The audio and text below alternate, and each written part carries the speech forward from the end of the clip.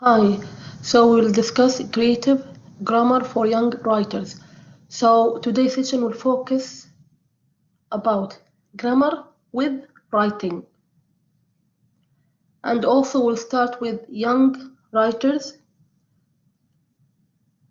because in our context we can use similar strategies for adult writers for elementary or secondary school. Okay?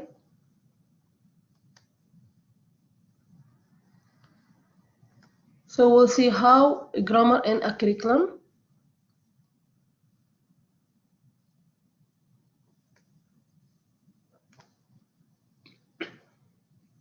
So today it will be about a research. A study was done in England. So I will show you some samples, what they have done, and how they test and assess all the searches through their study and research. Okay? So here, just like in general, in Anglophone countries, like England and other countries, European countries,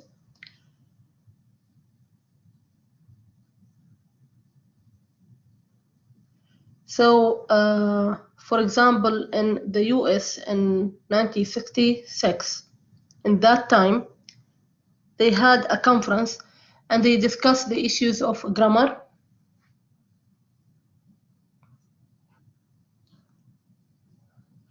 And in that time, you know, when we studied the history of grammar, we start with the traditional method and the other methods.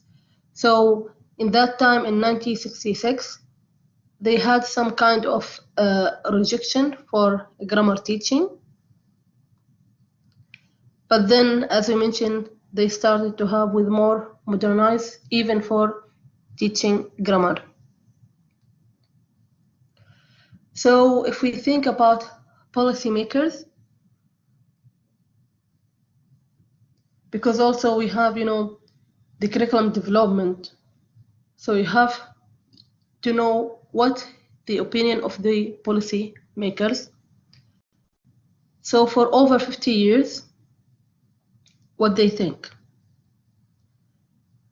They think that some of them, that the grammar doesn't help users to use language better. They think that, you know, grammar is only about error correction, accuracy, correctness, and all that. And when they think about grammar and creativity, they think, okay, how we can, like, for example, grammar is more about rules, but creativity is more about freedom. So they can use whatever they do and they can speak as the way they want, and the grammar that they can make it up. Okay, so what they think, it's like, you know, it's different. And they think as socially, as a society, some of them that, you know, think that it's like a cure for social ills. So it depends. There's different, you know, opinions about grammar in that time. Okay. So in 1981, Elbo said, nothing helps your writing so much as ignoring grammar. So that's what he believes. So this is all about what? The beliefs of the researchers in that time, policymakers, and all that. Okay? And do you remember when we discussed the philosophies about curriculum development and all that? About idealism and constructivism. So it's all like related, okay? So it's all like views. Okay, good.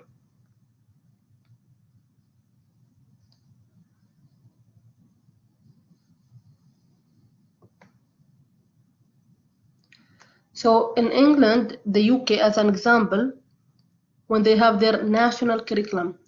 So national curriculum, that's mean it's what? Centralized in all like school system. Like for us here, we have the Ministry of Education, so we have a national curriculum, which the government use. And it can be a little bit different maybe than the private schools, so it depends, okay? So here as an example, we will have the England, and we choose England because English started as a Latin language and all that. It was in England, okay? So in their belief that grammar learned naturally and implicitly, okay, through interaction with other speakers or from reading. And I think that's what personally I believe more, okay? I like to learn the language naturally and through interaction with other speakers, reading, and now, we have movies, we have everything, okay? And you can, through travel, you can speak and learn. Yes, watching, yeah, as you mentioned, Latifa. Okay.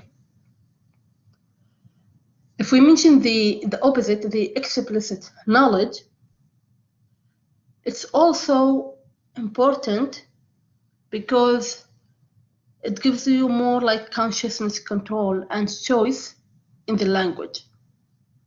Especially if you do the writing and all that, you might need it. And especially if you, let's say you do your graduate studies, you do research, it depends on your focus. So you will need it, okay?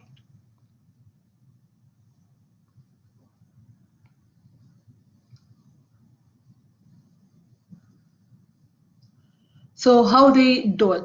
So they try to build the knowledge, the student knowledge, through the other skills, the writing, the speaking, reading. So they will focus on grammar. And the student will be familiar with some grammatical concepts. They will try to encourage the student to apply it, to explore that context in their speech, in their writing, and with others. Especially with young learners, later on they will try, when they get more to grow more, they will have more complex language in their writing and speaking. So the teacher will try to build on that step by step, and they will try to have more smooth transition to more complicated writing. So that the natural curriculum in England try to do. So they start with more natural for young learners and more explicit for adult learners. Okay?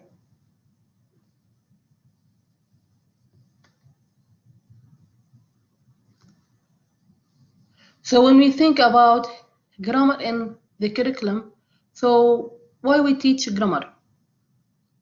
In general, because it's like structure in a language.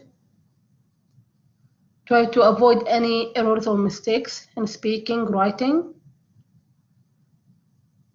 And we try to understand and develop our comprehension on how text work and what is the meaning of a text, especially with reading.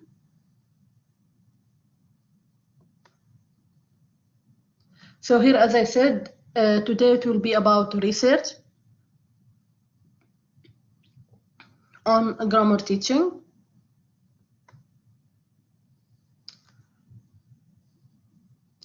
So if we start with meta-analysis, so here from the 63, we have different research about that. Meta-analysis, what do I mean by meta? We did explain that term before, like meta-linguistics.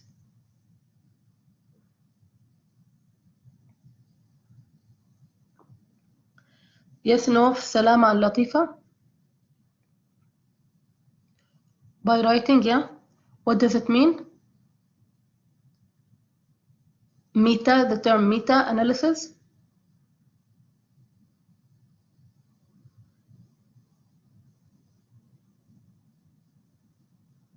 Okay, it's like the meta-linguistics. It's about thinking about what you are doing or thinking about thinking. So it's like, you have the analysis, for example, of the grammar or the method, and then you try to rethink about the same idea. So that the idea is of meta, okay? So you think about the thinking itself. So you go deep and you explain why that's happening, okay? So that's like in general, okay? The meta analysis, okay? And then you have some empirical studies. And here are some examples.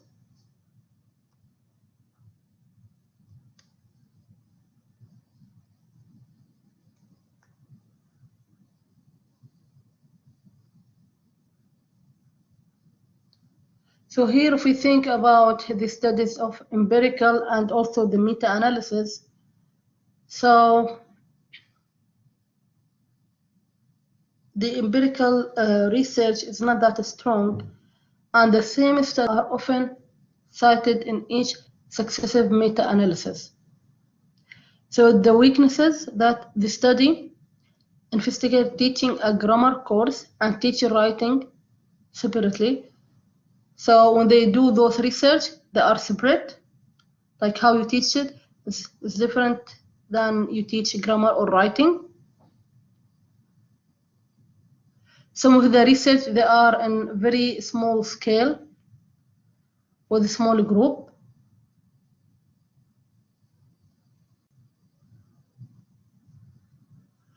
And also there is more, not many studies that focus and investigate the teaching of grammar and meaningfully in context and in writing and in that date. I mean that in the past, okay?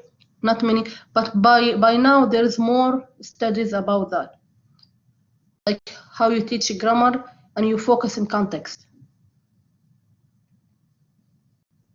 Okay, so in that time in the UK, they didn't have that much study on that.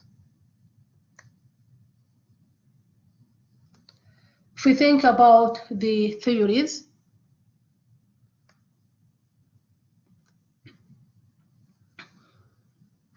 we have the prescriptive and the descriptive models. We already discussed these terms earlier. So when you say the prescriptive theory is of a grammar writing relation, argues for the importance of grammar in securing correctness in writing expression, how language should be used. So prescriptive, that we prescribe that. So we think about grammar, it is important for accuracy. A descriptive, from the word describe theory of grammar writing relationships, argues for the importance of investigating how grammar is used in different texts and context, how language is used. So the descriptive is like, you have something, you have the grammar in a text, and then you try to describe how they use it. The prescriptive, no, it's like how the language should be used. So it's more about the rules and all that. So it is like the prescription. Okay, so did you understand the difference between the prescriptive and descriptive? Yes, no, Salama and Latifa, did you understand the difference?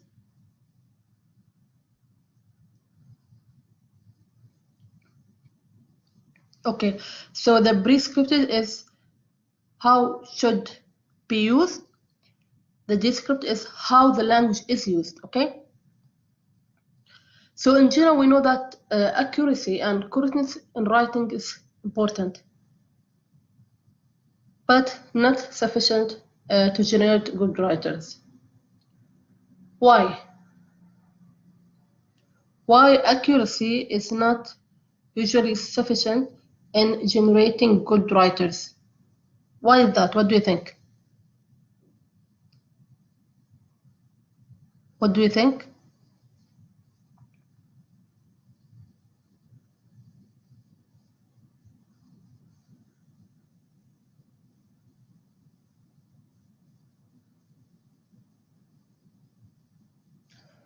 Yes, no. Salama Latifa. So here the statement we have that accuracy in writing is necessary, but not sufficient in generate good writers. So why?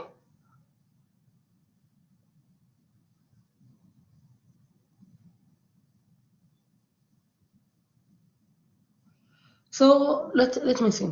For example, writers, they write sometimes about fiction or novels or so as a writers, when you start to write, you have imaginary ideas and all that, and you do free writing and all that. So when you start, you don't focus on the accuracy. So you write as free writing, and then at the end, even with the accuracy and correctness, you can give it to someone to edit. Yeah. So that's the idea.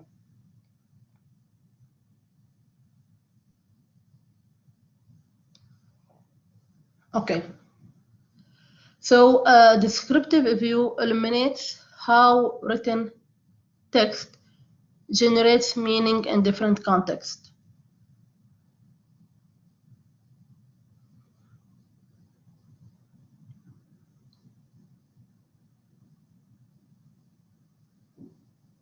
Okay. So here they mentioned when you have a descriptive view, that elements how written text generate meaning in different contexts. So that's what they say. If you think about how language is used in different contexts, so you think about the different contexts and the meanings. Okay. So when you have explicit knowledge, direct knowledge. So what do we have? So what do we mean by explicit knowledge? What do we mean by that? We already explained that term many times. Okay, and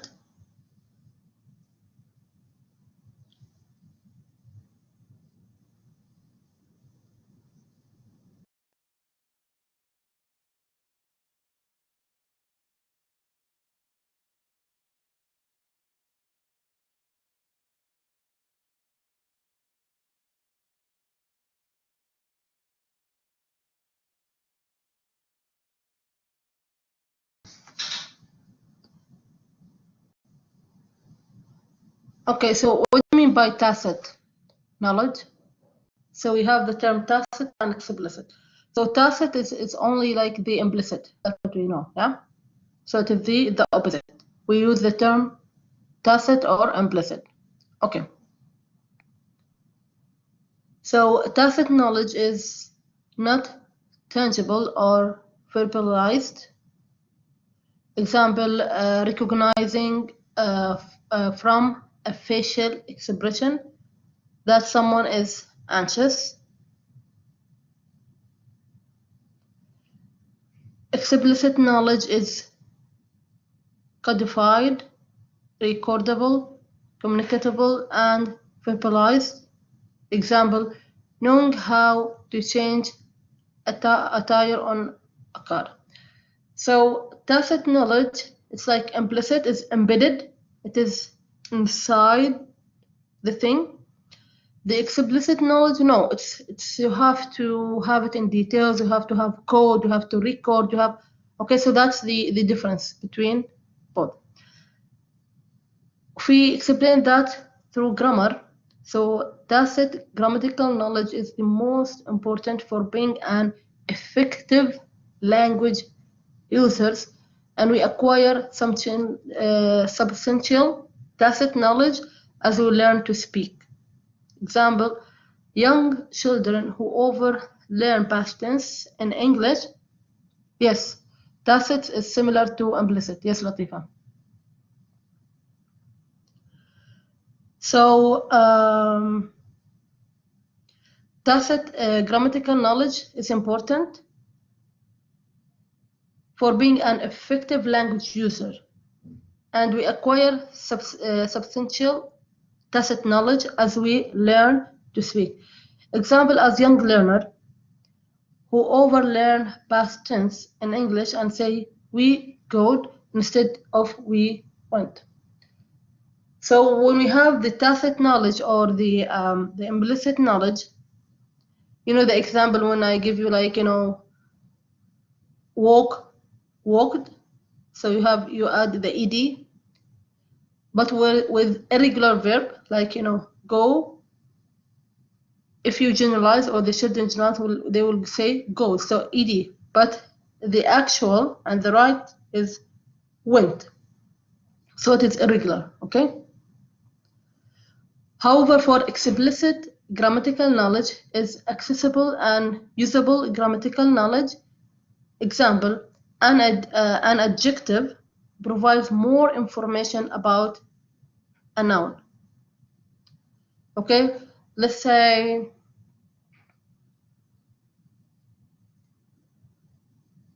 we'll explain more. You know what does mean adjective, yeah? And a noun. Okay. Okay, so explicit knowledge is learning knowledge. It can be used to develop greater understanding, to solve problems, to share thinking as important.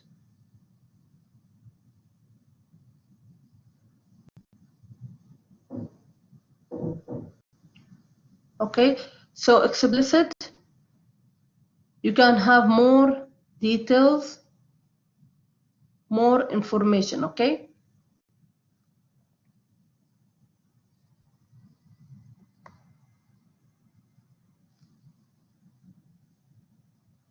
We have a term we call functional grammar.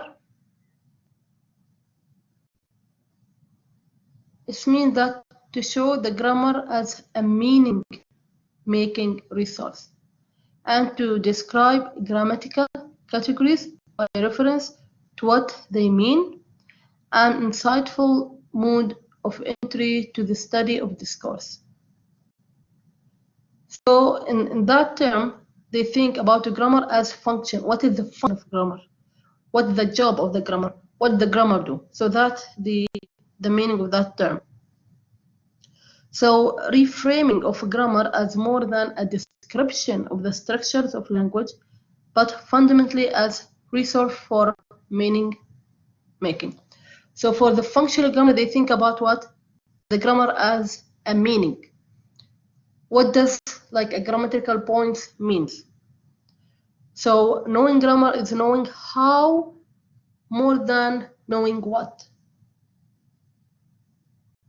Okay, so it's about what is this grammatical point means. So it's not only what is the grammatical point. Yeah, it can go through the social pragmatics and all that. So it's about the function, what the grammar do. Okay.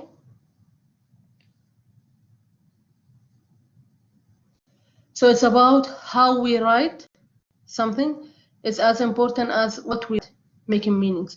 So for example, you want to write, when we have like different type of questions when you ask.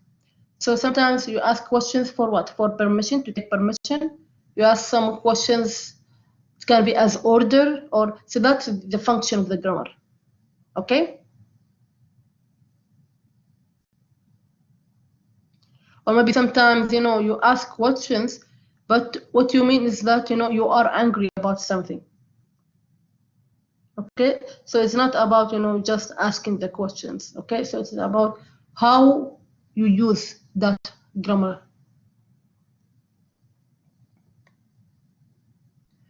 Okay, grammar as a choice.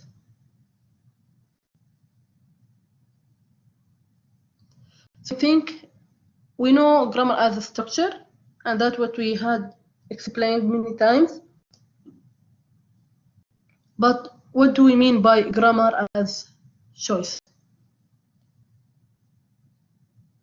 So we can make explicit how choices of visual and verbal resources privilege certain viewpoints, and how other choices of visual and verbal resources could construct alternative ways.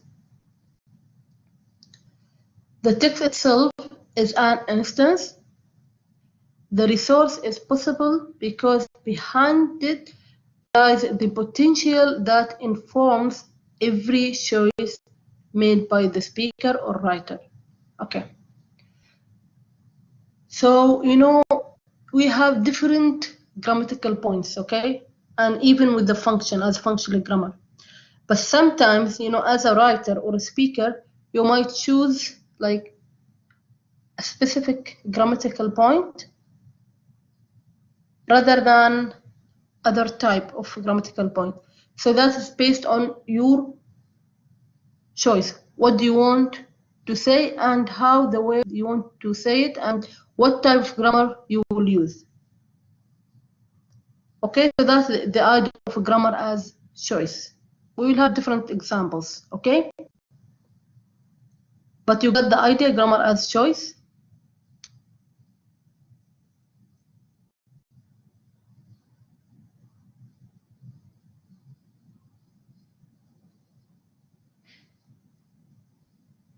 Okay, you can see that, with the teenagers, sometimes how they make up some like grammars and some words and all that, they make a choice to use it.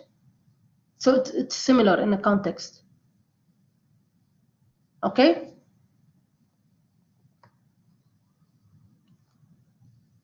So the grammatical choices we make, including pronoun use, active or passive verb construction, and sentence patterns, represents relations between writers and the world they live in.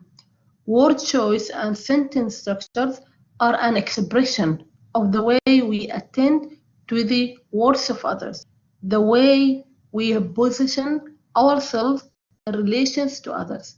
In this sense, writing involves cognitive skills at the level of idea development and at the sentence level. So that's it's more like details about the grammar as a choice.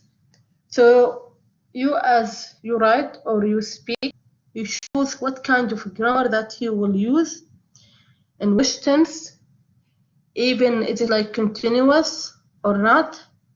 So that is based on what you are thinking about as like cognitive skills. Okay?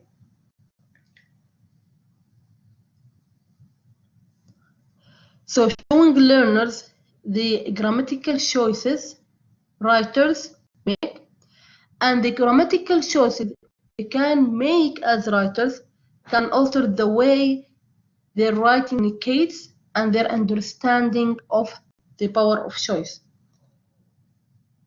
Okay, I will give you an example. For example, now we are as researchers, when we write research and we publish it, like now we have many books that we can follow, even how to do the writing for research. Like for example, if you write an abstract for research, yeah, and that's what you are doing, yeah, you write a research, so you have to write abstract, you have to write the methodology section, the discussion section, the analysis section, the literature review. That's all like, the way of writing is, in a way we have to follow, even with the style, the ABA style, yeah, and MLA and the citation and references. So what does it mean? So in that context, we don't have the choice to do it, yeah? But if you do like, free writing or novel writing or others, or fiction, or so you have more freedom to write as the way you want. Okay? Is it clear?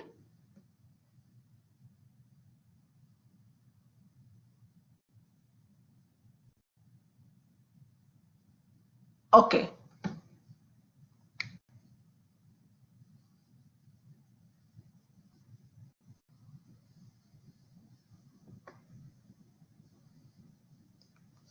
Okay, here about the metalinguistics understanding. So as I told you, today is all about research, okay? And what other researchers mentioned regarding the grammar. So if we discuss now meta-linguistic understanding, so those moments when users shift their attention from the transmitted content to the properties of language used to transmit them.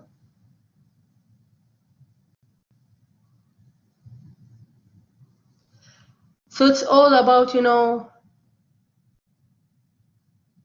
the transfer, okay, or transmit, okay, using the language, okay, and how you do that, and how you do this, okay. So the ability to take language as the object of observation and the referent of discourse. So here, when we do the discourse analysis and all that, so the language, you have, let's say, a text of or grammatical point, and you do kind of analysis. You observe it and you try to refer it back to a specific type, okay, with coding and all that. It's like, when you do it for corpus also. The explicit bringing into consciousness of an attention to language as an artifact, and the conscious monitoring and manipulation of language to create desired meaning grounded in socially shared understanding. So it's all about, when you have the consciousness and try to monitor it, follow it, and see it and manipulate it, okay? And you create, a different meaning that you share it in a context. Okay, it's like, as I told you, like for teenagers, the term they use, and even with some grammatical points, how they use it, they might use the same term, which might, let's say, general people, like, let's say, with different ages, they might use it, but with teenagers, the meaning will be different.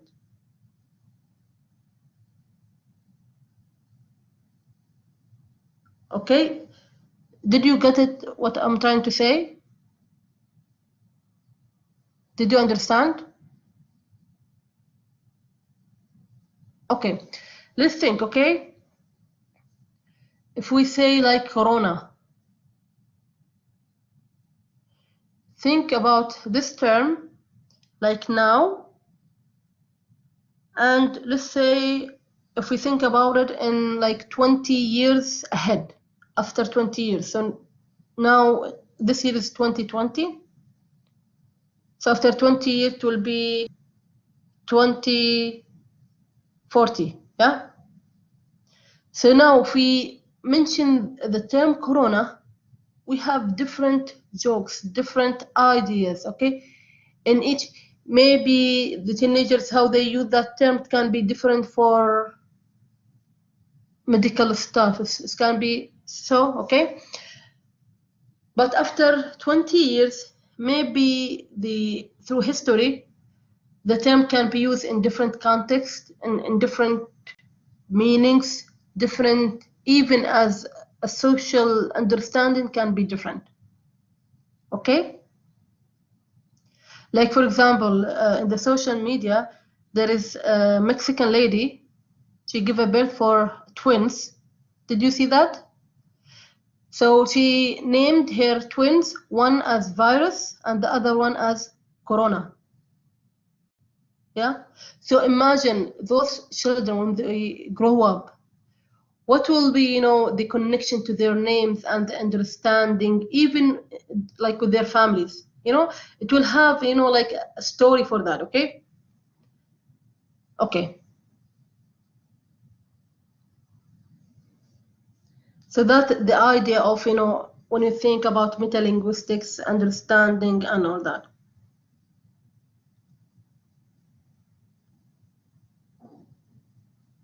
Okay, so now we have a term is meta and then semiosis. Okay, so semiosis is means what? The meaning. Okay, yeah, salama, they might be pulled off their names. Okay, so that's the reason our prophet mentioned that we have to be careful of choosing our children names. Yeah, okay, good. So the new term now we have is meta semiosis. So it's reflection on meaning making. So it is meta to processes of meaning making, and to that extent it's always more or less abstract. So here we will focus on the meaning. If we think about pedagogy and the teaching method,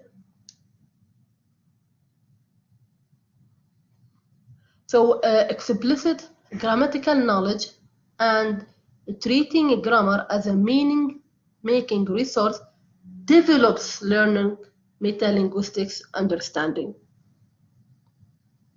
Okay?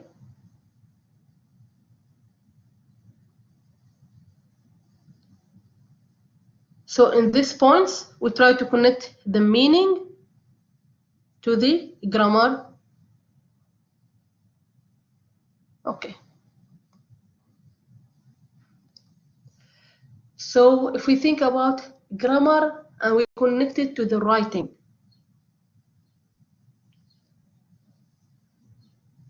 So the demands of writing for less novice writers.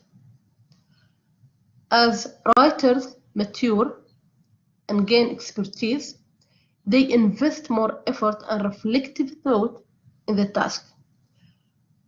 From knowledge telling to knowledge transforming requires a shift to more affordable writing. So that means, okay, when we have writers as beginners, it's different than experts, yeah? Because through this process, they try to learn and they try to transfer and transmit the knowledge in the writing to be more creative, more better writing. A strategic writer has to be both a thinking planner, a coherent organizer, a careful reviser, and an audience-sensitive message center. Usually when we have more expert writers, they even with their thinking, they plan it, even when they organize, they have their organization of the writing is more coherent, connected, and they try to revise the writing carefully, and they think about, okay, whatever they write, what will be the attitude or the reflection of the people or the audience who is reading what he's writing. Like for example, even in Netflix, you can go and check. There's a documentary about Obama, and this time when he was the president of the US. In that documentary, they have, you know, some events, and they talk to some people who's working with Obama. Like for example, you know, there is someone who's writing his speech. So that's mean Obama, he's not the only, you know, writing his speech. He has many people helping him in writing his speech, okay?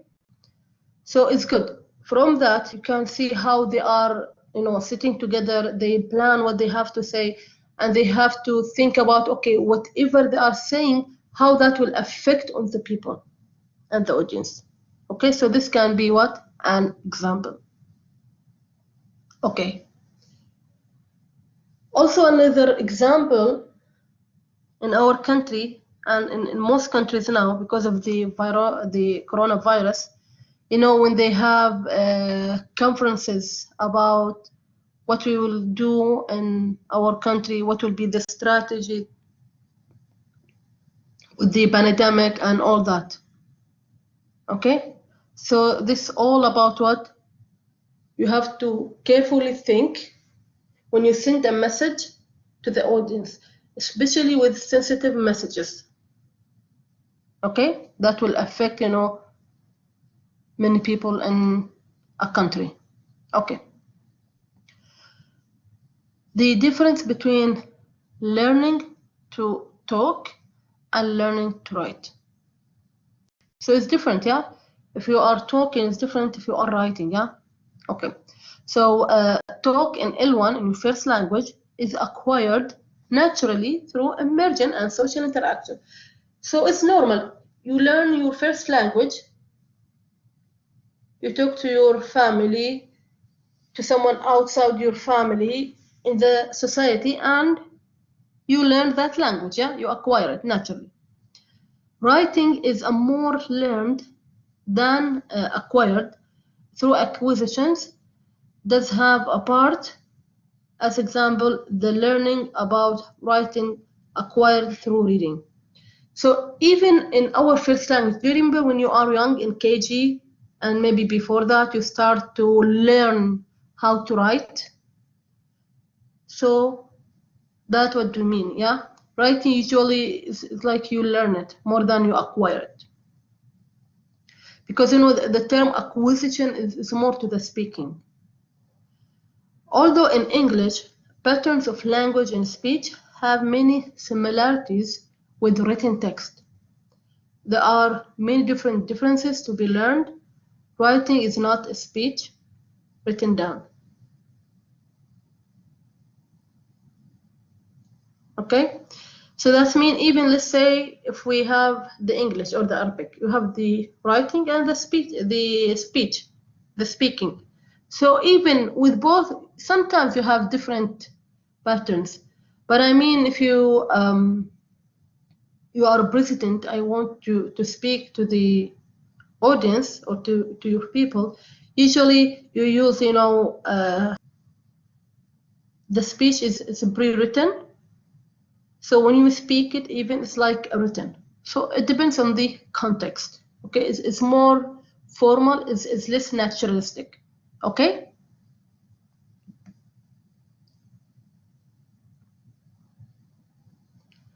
The challenge of learning to write and to be an effective writer requires increasing metalinguistics understanding about writing. So for the writing, it's more about metalinguistics because you have to think about what you write. Research has addressed metalinguistic understanding in the context of writing, except in relation to early years writing development. There is a limited understanding of how older writers beyond the early years develop metalinguistic understanding about writing. There is limited investigation of how teachers foster metalinguistic understanding for writing and the instructional interaction with which facilitate this.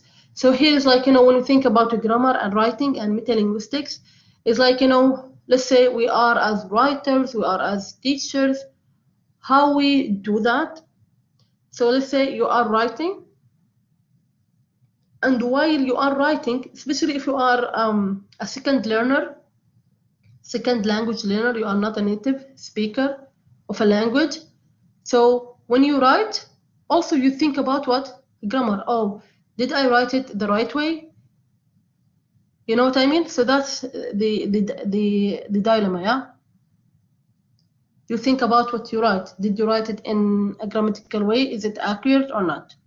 Okay, so it's like thinking about what the meta linguistic, thinking about what you are already writing as a language. Okay, so here, repertoire of infinite possibility. Writing is always an act, decision making and making choices. So that's mean, okay, that especially, with journalists, especially when they write about facts, about wars, about pandemic, about, big issues. So they choose what they want to write and they make a decision, okay? For example, let's say you are a journalist, okay? And you are writing about your country. Sometimes if someone else is writing about your country, but he is not from your country, he might write in a way can be different than the way you write, yeah? Because the second person, he doesn't have that belonging to the country. So whatever choices or decisions he makes in writing can be totally different than someone who's making the choices and decision to write. Especially now, with the research.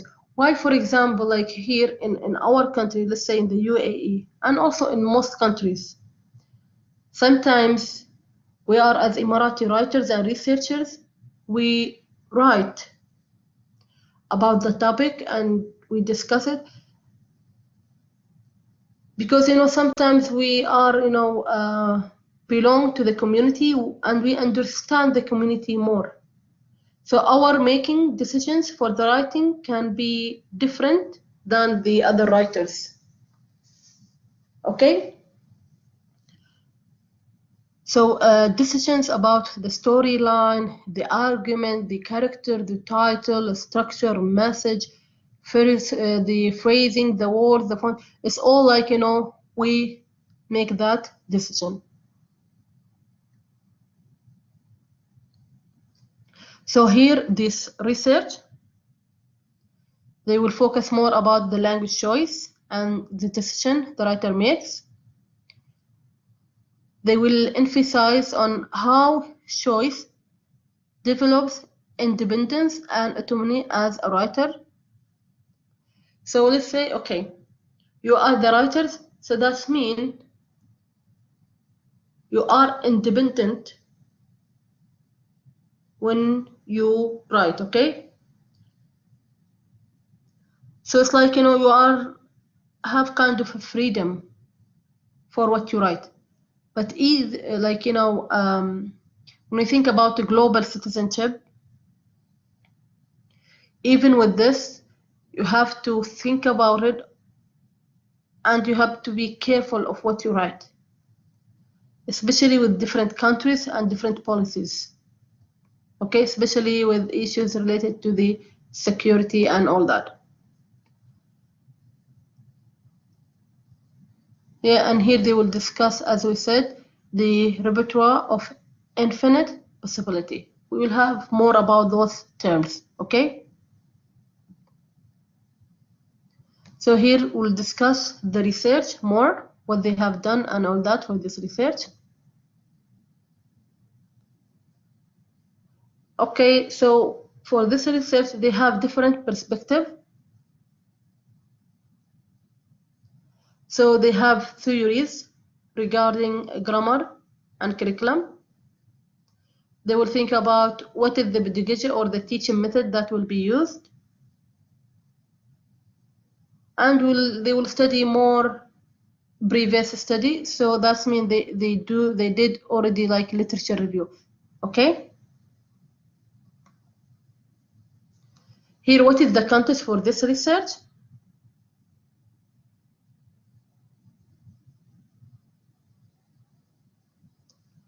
So here they have a cumulative series of studies on teaching of grammar to support writing development. So they have from randomized control trials to qualitative longitudinal studies showing evidence of positive impact on student attainment. So that means it's like, there are many studies discuss about the grammar and the writing. So they have more random control trials, and then they have more qualitative longitudinal studies. Longitudinal means for a long time. They are following writers or okay. So for this research, they try to see the effect of that, the teaching method of writing and grammar on student performance and achievement and all that.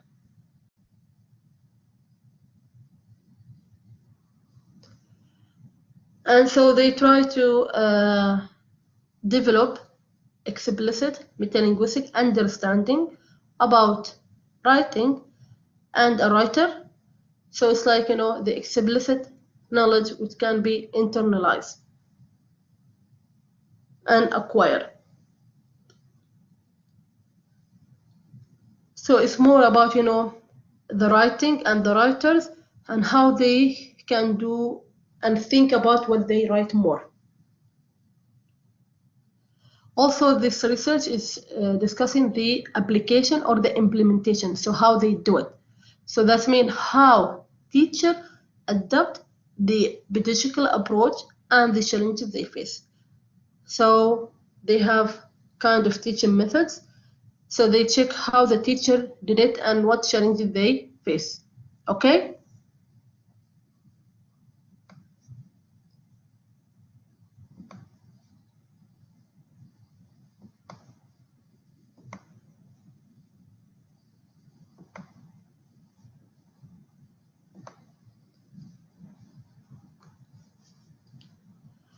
So here for the research, they have different research, the steps. So they have, as I said, the first one, the randomized control trial. So they have a student from 12 to 13 years old. And then they have the quasi experimental. So it's like experiments, but it's like, in between. So the same age of the students. Okay, they are weak writers, so their level in writing is weak. And then the third study, again, is experimental. The age of the students are older, so it's 14 to 15. They try to investigate the reading-writing link. So what is the link or the connection between the writing and the reading? The fourth study is the same as randomized control trial. So they try it and they choose random students. The age from 9 to 10, so it is less. The fifth study is the same randomized control trial. The age, the same, will be from 9 to 10. The sixth is longitudinal study. So it was for a long time, like 3 years. And they tried to think how those students develop metalinguistic understanding. So it's all about, the conceptual development, application in writing, relationship between teaching and student learning. Okay, so this is how they did the study. So the study is very long. Okay, and they have when they have the effect, so sometimes they have positive effect, sometimes they have small positive effect on those studies. Okay.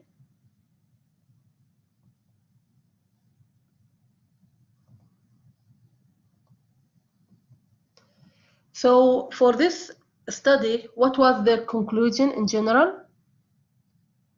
Drawing attention to grammar, meaning, relationship at relevant points in the teaching of writing is an effective way to improve student outcome.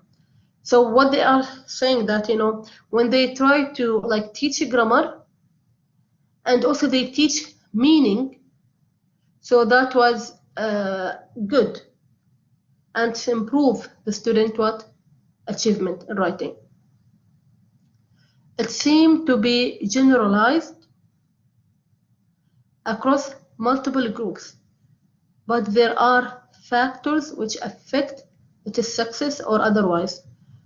Teacher grammatical subject knowledge, teacher capacity to see how texts work grammatically, teacher confidence in managing high quality talk and writing.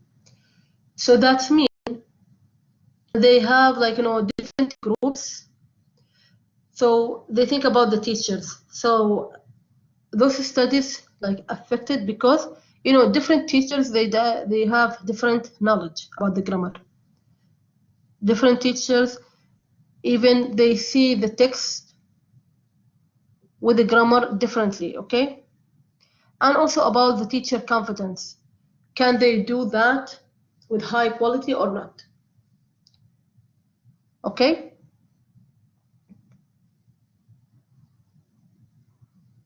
So now we'll explain the pedagogy, the teaching method. So Exeter Pedagogy, it's the university, it's called Exeter in UK. They use that teaching method. The creative grammar writing relationship. So they have what connection between the grammar and the writing. So how they do it? Explicit teaching of a grammatical point relevant to the learning about writing. So that means they start to teach grammar explicitly, directly. Then developing young writers' knowledge about language in the text they read and how language choices shape meaning. So when they sit with the young writers, the learners, they see how their knowledge is developed through this text and what kind of choices they use and that shape the meaning of their writing. Then developing young writer understanding of the language choices they can make in their own writing. So those writers, the researcher tried to see how those writers understand the language that they choose to use and they make their own writing. So that's what we call the repertoires of possibility. What is possible, okay? And possibilities that they are having as writers.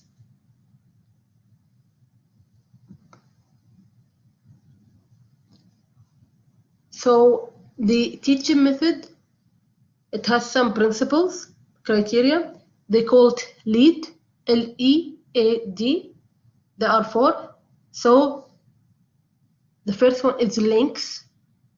So they make a link between the grammar being introduced and how it works in the writing being taught. So that means they have a grammar. So they introduce it and then they have to write. So they try to have the link between both. Second one is the examples. Explain the grammar through examples, not lengthy examples. Explain. So they use it as implicit, yeah? So with examples. Third stage is from the word authentic. So it is what? Authenticity. Use examples from authentic text to link writers to the broader community of writers. So with those young learners, the writers, they try to have authentic text, so they will be connected to the community. Like for example, now they can write about what? Coronavirus, yeah? what is happening, the stages, how it is, spread all the word and all that. So it is connected to the real life. The third stage is what? Discussion. So built in high quality discussion about grammar and its effect. So that means they will try to discuss it. Okay?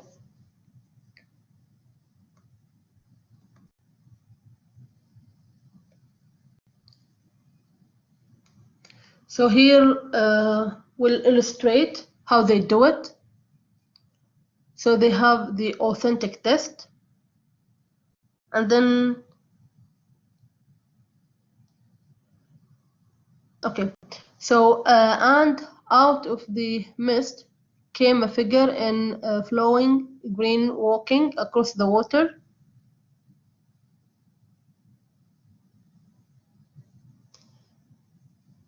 So this was the text about water and flowing green and all that. Then they try to link between the grammar and the meaning. So some questions will be asked like, read this sentence aloud. Where will you put the emphasis? What possibilities are there for reordering the sentence? How does this change the emphasis? Okay, so what they try to link the grammar and the meaning. A figure in flowing green walking across the water came out of the mist. So here they will have more discussion. So read about these sentences aloud, how they portray this moment in the plot differently. How might you film these two sentences? Okay, and then they will have more examples. So what do you think is the effect of moving the adverbial out of mist to different places in sentences? What do you think is the effect of putting the subject, a figure, after the verb came in the first sentence? Okay, so here as what the method they use as an example.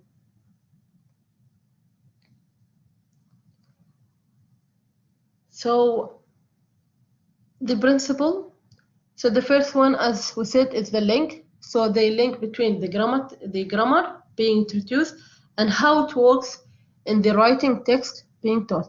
So why they do this? Because the researcher try to establish a learning relationship between a grammar structure and how it creates the meaning in a particular text or context. Okay, so they try to have the relation between the grammar structure and the context.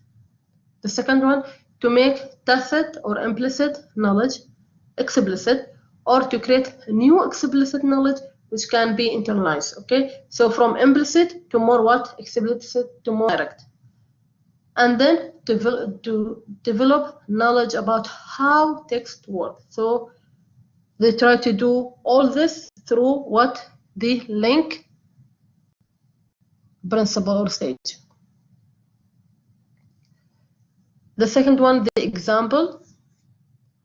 Explain the grammar through example, not lengthy explanation. So what they do through this, they try to foreground the learning emphasis on how text work, not on the grammatical labeling and identification. So here they want to teach them how the text work. Okay, what is the meaning and all that. So it's not only about naming and labeling the grammatical point. Like it's not about, let's say, like go is a simple present tense. Okay, or no, they try to teach them how they can use it as examples. Okay, to support grammatical learning through seeing grammatical examples in context and hearing the grammatical meta language.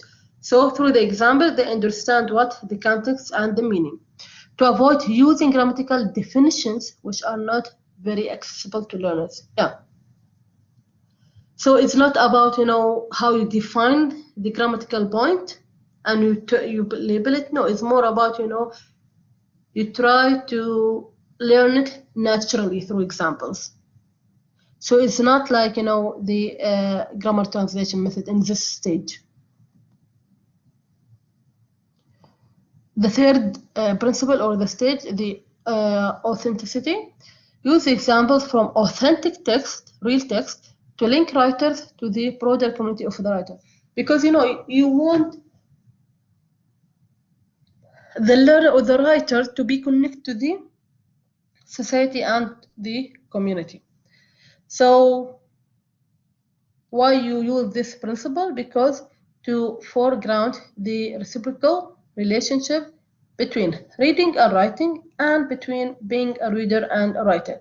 Reciprocal relationship, it means like, it's like connected, it's like, a spiral, it's like circle, because you can start with this and you can end up to this. So the relationship is like, is overlapping between the writing, reading, and also the reader and the writer. Because if you are a writer and if you want to be a good writer, you have to read, yeah? And the opposite. Okay. So you try to analyze language in context. So in this one, when you have the authentic real text, you try to analyze it, yeah, in context, to avoid fake examples or formulaic approaches to teacher writing. Yeah. So in this stage with authentic text, you don't have to have fake examples. No, you just bring examples with, sometimes with can be from the news, or related to science, or so it's what is more real text, and it's good, yeah. So that means the reader or the writer can read and write and also gain knowledge about a specific topic, yeah. The last principle or the stage is the discussion. So you try to build high quality discussion about the grammar and its effect. How you do it? To draw on the substantial body of research emphasizing the importance of the talk for learning, to acknowledge that writing floats on a sea of talk, to develop verbalizable, explicit knowledge about the effects created by particular grammatical choice, to support learner independence and autonomy. So through discussion,